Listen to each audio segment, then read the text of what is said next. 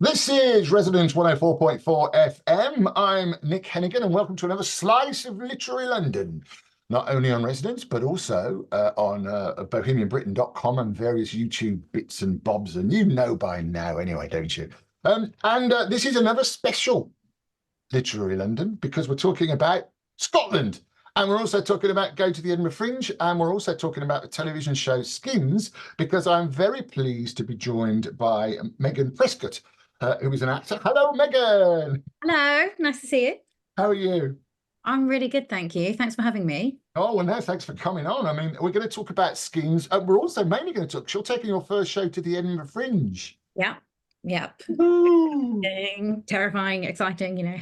Where are you going to be? Do you know what venue you're at?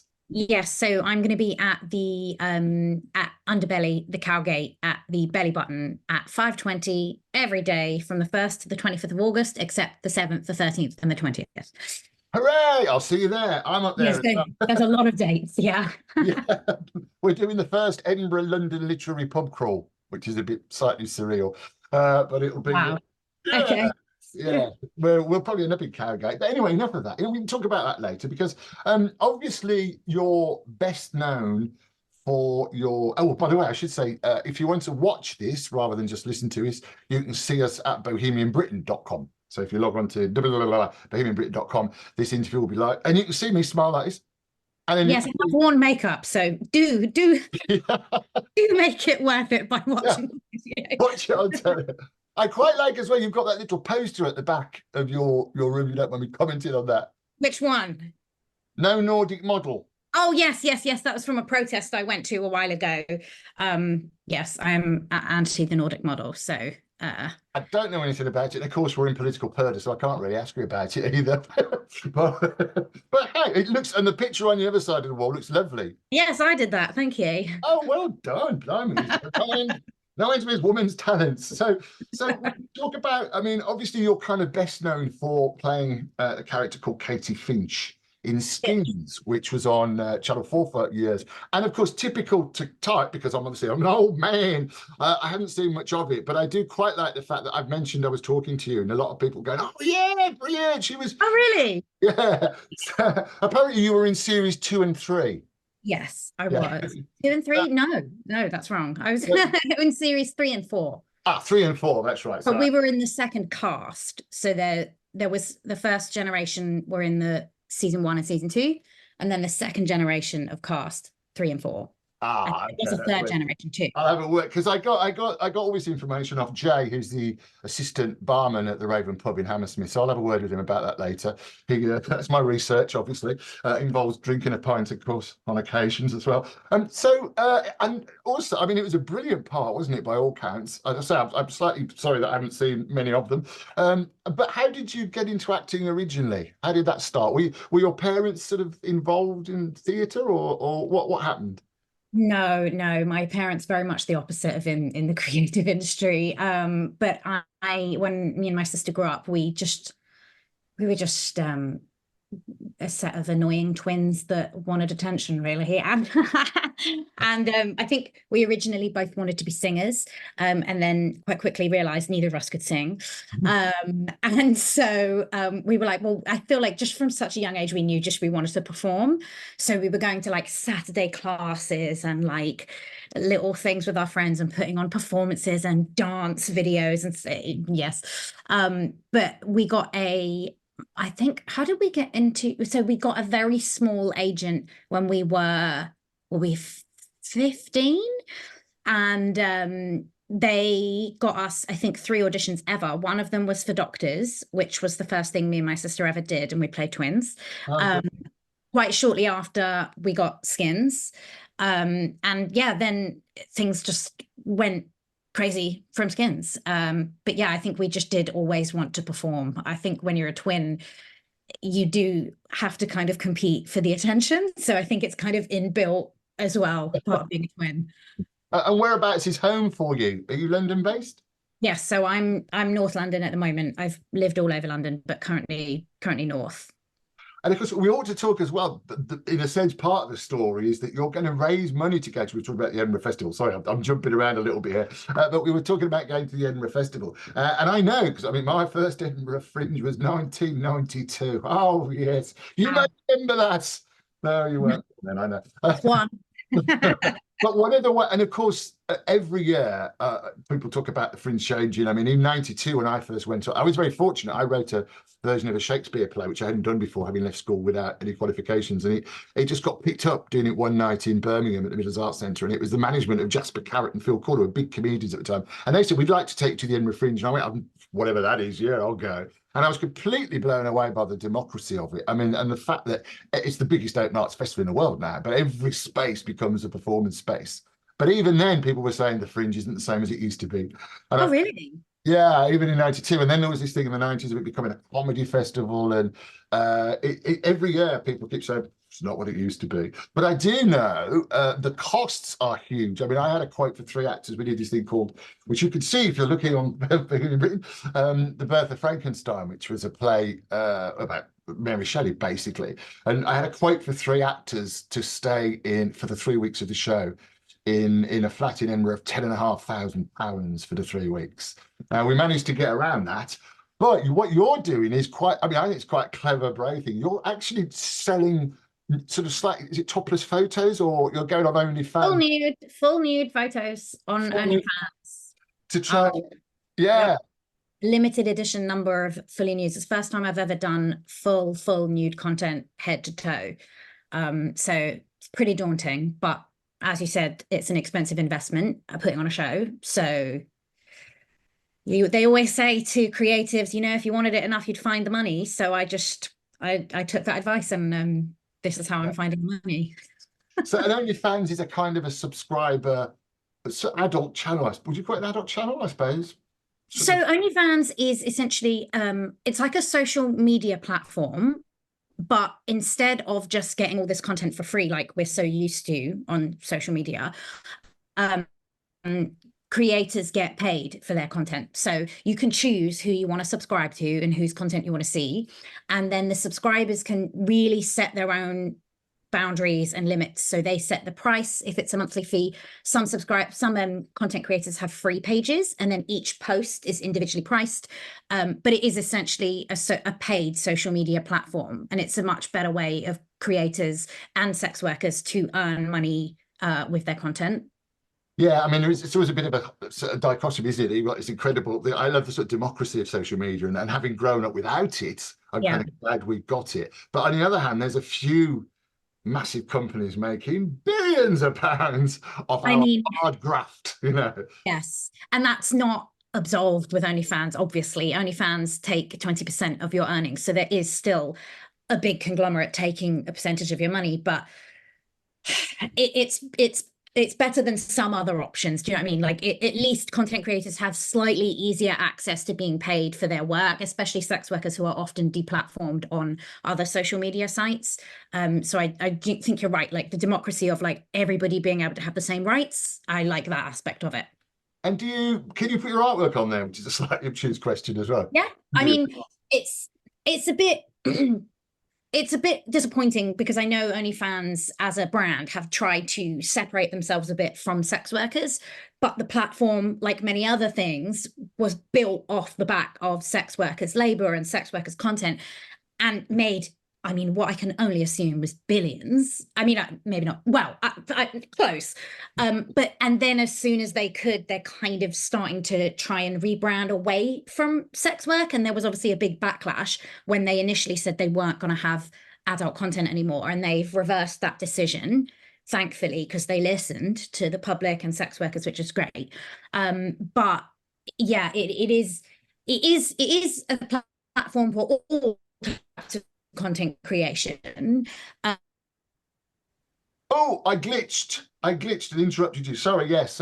So yeah, and I guess from the point of view, I mean, I suppose it's got to be. I mean, we weren't talking about sex work particularly, but it's got to be a benefit for sex workers, really, kind of safer. Or years ago there was an organisation, I think it was called the Institute of Prostitutes. I can't remember actually, in Birmingham. Oh, the English Collective for Prostitutes. That's it. Yeah. Yeah, they're amazing. So they are absolutely amazing, and I wow, back in the 80s it was, where there was a slightly different reaction perhaps to sex work than there is now. But what struck me were about choices was the main thing, and about a lot of the hypocrisy that surrounded people who, and particularly from men, of course, who would comment on the morality or otherwise of sex work. I mean, this is talking specifically about female sex workers, but I guess OnlyFans is kind of a much safer way of operating. I think I can't speak for all sex workers, because obviously I'm a white middle class woman, so I'm very privileged, and the forms of sex work that I've done have been stripping and OnlyFans, so they're both quite privileged forms of sex work. But in my experience, OnlyFans has been a godsend, because I was a terrible stripper. It's incredibly hard work to be a stripper. OnlyFans is still very hard work, but it suits my brain better. Other people work better in person and they're better business women. I'm not. I'm better behind a keyboard. But what OnlyFans has done is that it has, like you said, I think provided creators with a little bit more choice and power, because I think back in the day, again, I've never done mainstream porn, but if you wanted to do porn, you had to go to a certain number of production companies, and so they had the power. And now, at least most of the time, porn performers can create their own content and make money off of it from things like OnlyFans. So if the conditions of their work in mainstream aren't good enough, they have at least some leverage to be like, well, I don't have to work for you. I can make my own money myself. The sad thing about that is that OnlyFans is kind of a bit of a monopoly at the moment in that. So it's always worrying when one entity has a lot of the power. But yes, I think it has meant that adult content creators have more choice and more power, and it's made the conditions of working in other areas of sex work have to like get it together, because otherwise people have other options now, which I think the answer is always people have more choice, and therefore they can make their own decisions. I think OnlyFans has helped with that, definitely. Yeah, and so how was it? So in terms of the acting, presumably, I mean, the OnlyFans or sex work. No, well, no. So let's rewind a little bit. So you went to, so you had lessons, got an agent, and then you did Doctors. Hooray! Poor old Doctors. Alas, it's gone. The BBC have axed it. Made in Birmingham as well, which is why I'm very fond of it. I know some of the writers and some of the people involved. Yeah. And some of our youth group, actually, we had a Maverick Theatre youth group in Birmingham. They went on to work full-time. Yeah, that is a shame, because I know a lot of writers started off in shows like Doctors, so that is a shame. Yeah. Well, and of course, and a lot of actors started off. Yeah. Yeah, it's like a rite of passage. Yeah. A lot of actors. I know that there's a couple of very famous Hollywood people now who started in Doctors as well. I'm sure. Yeah. And so you did Skins. How was it being quite famous? How old were you when you did Skins, if you don't mind me asking? You were... So I was 16 when I started, from 16 to 18. How was it being sort of famous and being on the telly and being that age? Surreal, very surreal. I was still in college when I was doing it, and then as soon as I finished filming Skins on the second series, I went straight to working in a bar, because in my mind that job has finished, so I need another job. That's just how my mind has always been. So yeah, working in a pub straight after was also just a very interesting experience, because I had no problem with hard work. I've always been like, I need money, I can work hard. I'm not opposed to that. But I did find other people's reactions to things like me working in a pub or me just going to college interesting, because I was like, well, to me, when you finish one job, you get another job. That's how life works. You need to pay bills.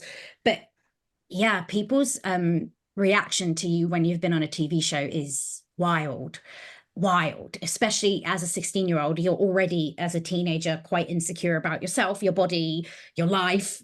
So yeah, being put in the spotlight was wild at that age. And I always think, God, we were on Skins, which is a British show, compared to some of these American shows in terms of budget and like the fame it attracts. It was a drop in the ocean compared to some of these like big Disney Nickelodeon shows. So I feel like I've had a very, very, very small taste of like child stardom, but I can't imagine what it was like for some of these kids back in, like the noughties, like growing up in Hollywood like that. It is a crazy experience. Yeah, I had a small experience of that when I was on the radio. I was just a face in Birmingham, and even that was weird. I mean, I didn't expect to be recognised, but there was got to a point where I would only go to one pub, and the people that go there, I'd stay with my own friends, and then if anyone came in who was Nick Hennegan, around, no, he's not here. I mean, that was Yeah. slightly surreal for me. I remember chatting as well, said without dropping too many names, with Michael Jackson. Would you believe? You know, Wow. Michael Jackson Yeah. on his one of his last album tours, who more or less said the same thing, that really he it was hanging around with a lot of kids at the time, and there were a lot of people saying all sorts of weird things. He basically said to me, I didn't have a childhood. I see it in other kids, and I think, oh, wouldn't it have been nice to have been, you know? Yeah. So I guess it was so Skins was fantastic. And did you was it about looking for other work, or did anything, I mean, you know, in terms of performances, anything else come up, or how did you react to the end of Skins? So I think I was just a bit shell-shocked from just to have one of your first acting experiences be such a big one when you're so young. I did feel a bit shell-shocked. I have ADHD and autism, and I'm autistic, but I wasn't obviously diagnosed back then. So I also didn't really know myself in a way that would have been helpful at the time. You know, I think who you're surrounded with, if you do something like being on a big TV show when you're that young, is very important. And if you don't have the right kind of support or like network, it can be very difficult. So I think it just took me a little while to kind of like decompress from the experience. I actually started really liking working in a pub, because it just felt like, I always found it was really strange when like grown adults would be like, would you like a cup of tea? Like, can I get anything for you? I'd be like, no, it's okay. Like, it's fine. It felt weird. It felt very strange. Like I couldn't understand the status thing. So yeah, it did take me a minute to like decompress. I desperately wanted to keep acting as well, but I think looking back, I didn't have the support or the understanding of myself to kind of do that well. And I would find myself in audition rooms, like really not knowing how I was supposed to act, what I was supposed to say, what type of person they wanted me to be. It's a very weird thing when you're autistic. You're already trying to like work out the social rules in day-to-day life, and then you go into such a eclectic industry, such as like the creative industry, and you're like, oh, there's a whole other different set of rules here, and I was only getting grips on the first lot. So I do think that played into it. But I did really want to continue acting, and I started realizing that I wanted to write as well, and that was very helpful in like keeping me engaged, and it helps you be a better actor, I think, if you understand writing. But yeah, so I tried for, I think, like a good decade. I was doing side jobs, you know, working 6 days a week, bartending, waitressing. I was a security guard, like all different minimum wage, 0-hour contracts. You name it, I did it. And it got to a point where I was just like, I am spending so many hours a day working just to pay my bills that there is no time or energy to do creative work, which is actually what I want to do.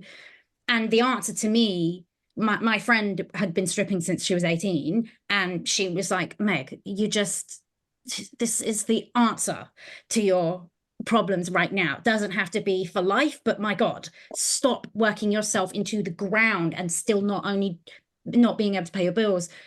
Try stripping. And I did. And she was right. It wasn't like an overnight.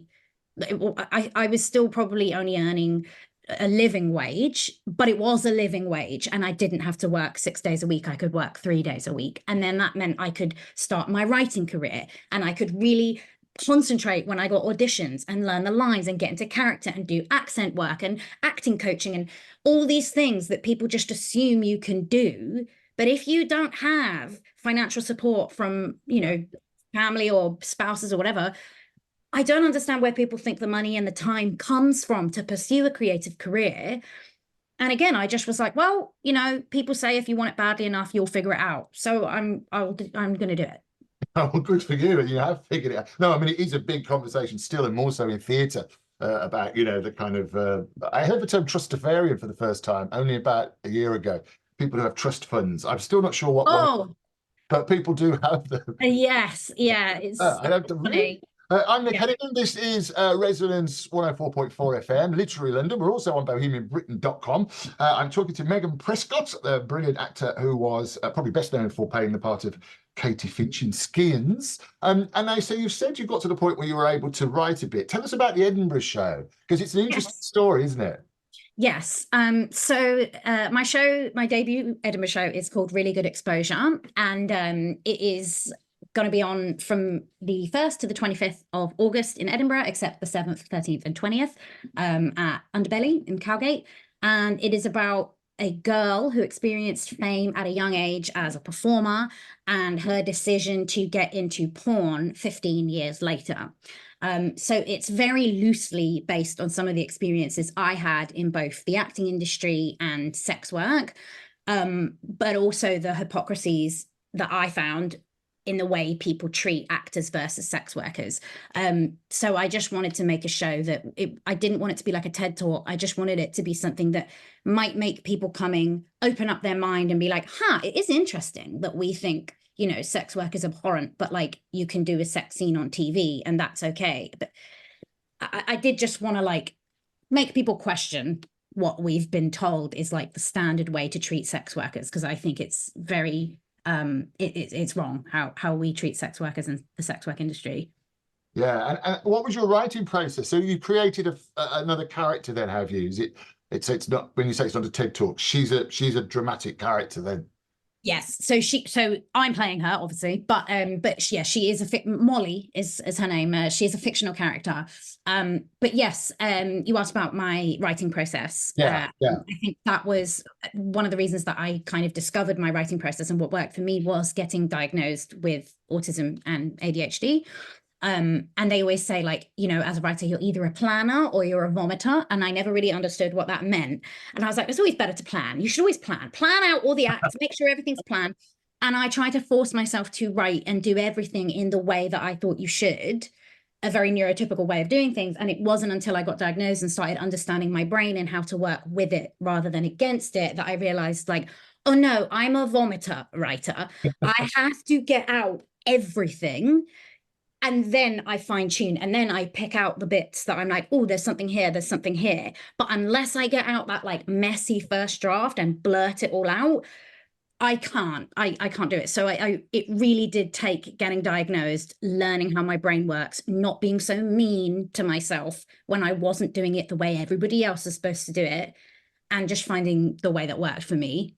Oh, that's brilliant. I mean, it's good that it's come to that. I heard an American writer, she calls it, she said to me, are you a planner or a pantster?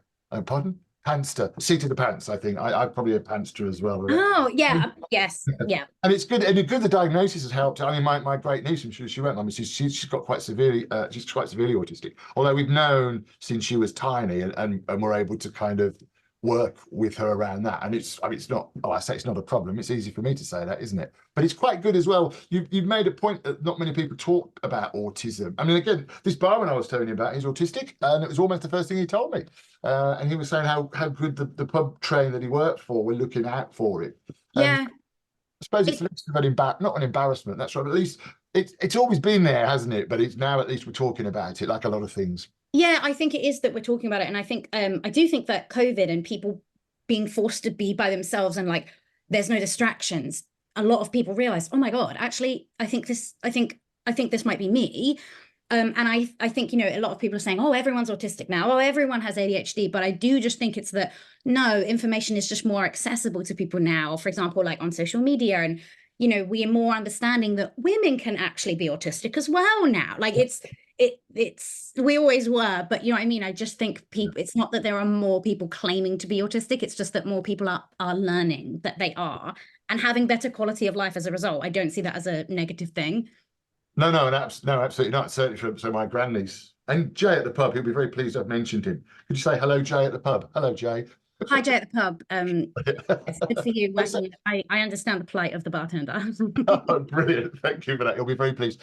So what are you looking at? I mean, God, we could go on forever. That was the problem with this show. What are you hoping to get out of Edinburgh? What are you looking forward to? What are you dreading? What's the experience been like? And how can we get in touch with you? That's quite a lot of questions. No, that's fine. So the thing that I'm not really dreading it. I'm just very nervous about, I'm going to be fully naked on stage in my my show, there is a scene that is about like contextual consent and the importance of both of those things. And I was just like, you know what, it won't read the same if I am not fully naked in it.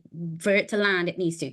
And that's where like some of the idea for selling the nudes to fund the Edinburgh show came from, because I was like, I'm going to be nude on stage anyway. No one really attacks actors for being naked on stage. I will be paid for the tickets. So I'm like, it's an interesting comparison. So I am quite nervous about being naked on stage for the first time, but in a good way. I'm like nervous, excited. I'm going to do previews for the Edinburgh show at the Seven Dials Playhouse on the 26th of June and the 19th of July. So those I'm very much looking forward to, because we've just got out of rehearsals and recording all the voiceovers. So it's made me really excited to like see how it's all going to come together.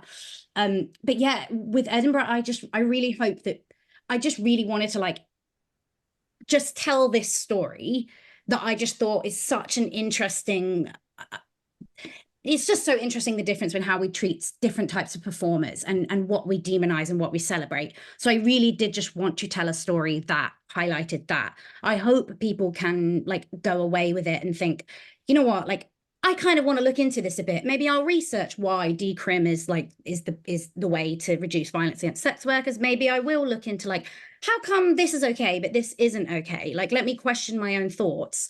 So yeah, I don't necessarily want to like ram anything down people's throats. I just would love them to leave with an open mind. And if you wanted to find out more or buy tickets, you can get tickets to the previews at on the Seven Dials Playhouse website.